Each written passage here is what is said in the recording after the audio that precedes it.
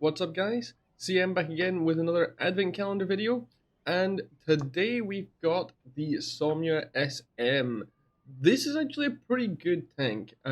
So just straight off the bat there, this thing, this thing's probably one of the better French tanks at the tier, and certainly I would say the best of the heavy tanks at this tier, and I would argue probably better than some of the mediums in some ways.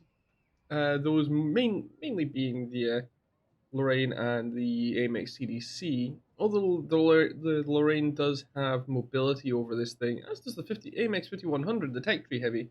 However, the 5100 versus this thing is overall a better tank versus the 5100. So I'm not going to do a direct comparison. You guys can probably do that yourselves with the comparison tool in the game. You guys can use tanks.gt. I'm just going to talk about this tank. So, what does this tank have? I'll start with the gun. You've got this standard French 100mm gun, 232 AP pen, 263 APCR pen, 58 G pen, 300 alpha damage on AP and APCR, 400 on HE. Has 5 shells in the magazine because it is like a lot of French tanks, an autoloader, and 2.2 seconds between shells in the magazine and 37 seconds to reload the full clip before any equipment or crew skills are taken into account. Next, we come on to one of the downsides. The gun is a little derpy. 0.4 base accuracy, 2.4 second base aiming time. So keep that in mind. Your shell velocity is pretty nice at the very least. 1,000 meters a second on AP, 1250 on APCR. And even the HE travels at 1,000 meters a second, so pretty easy to hit targets at range that are moving once you've got it aimed in. Obviously, that's not accounting for any derpiness.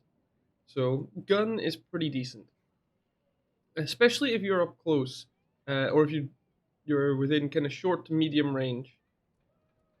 Survivability isn't too bad on this thing. It actually has armor, unlike the 5100.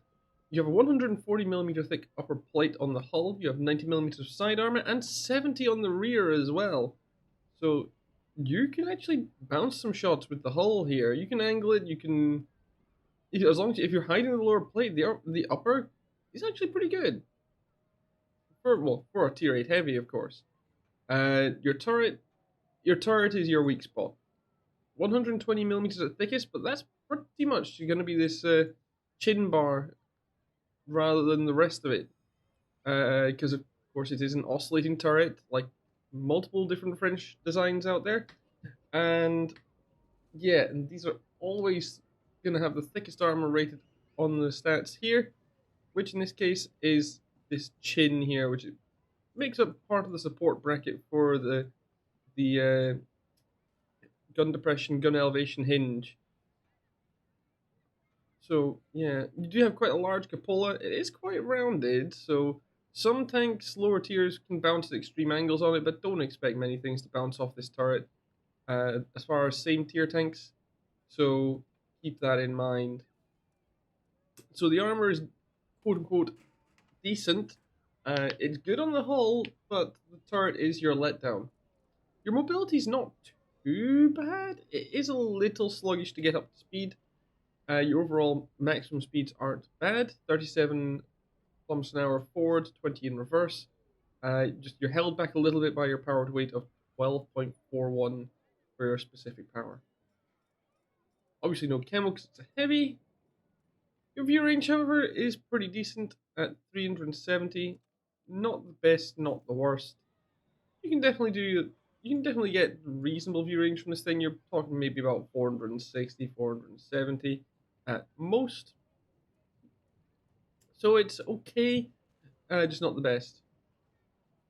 So this tank, how do you want to be playing it? You kind of want to be singling out one tank at a time, dumping your clip, pulling back, reloading.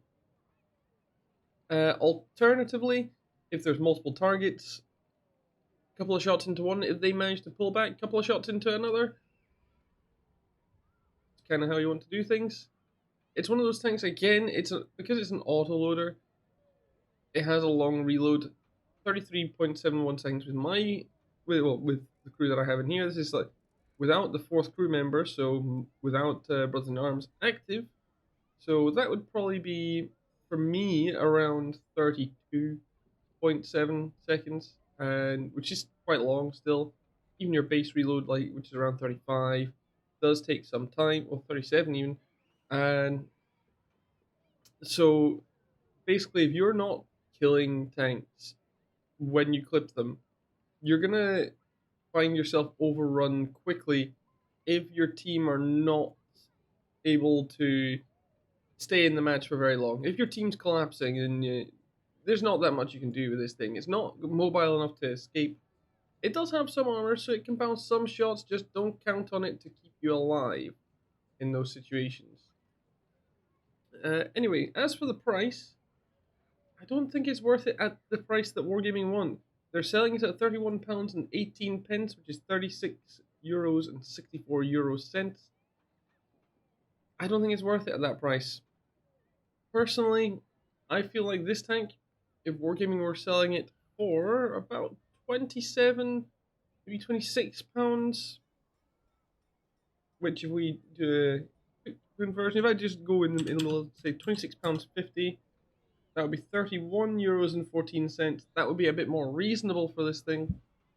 But at £31 and 18 pence, €36, no. No, I don't think this is worth it. Even though it's a good tank, I don't think it's worth it at this price.